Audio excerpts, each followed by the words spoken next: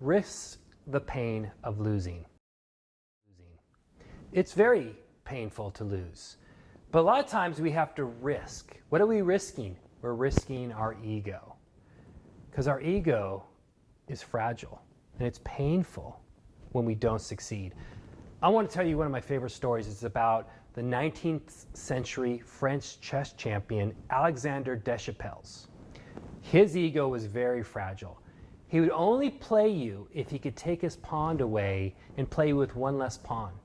Because if he were to lose, he would say, well, I lost because I played with you with one less pawn.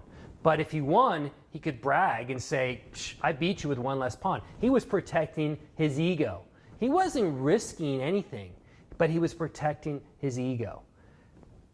It's very important to risk the pain of breaking your ego. A lot of us don't do that. We do a principle called self-handicapping, and that's what Alexander Deschapelles was doing. He was self-handicapping.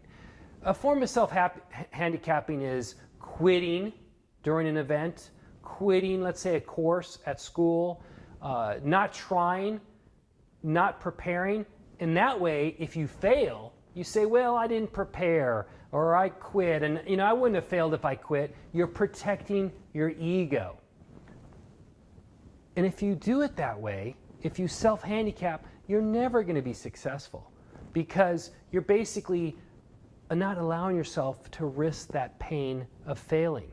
It's very important to put your ego on the line because sometimes you're going to fail, sometimes you're going to succeed. But if you're always buffering the ego by quitting or not practicing enough so you can basically make excuses when you're not successful, well, then you're never going to achieve your full potential. That's why it's so important to try your hardest, to lay it on the line, to put your ego on the line. And if you fail, hey, it's okay, because that is what life's about.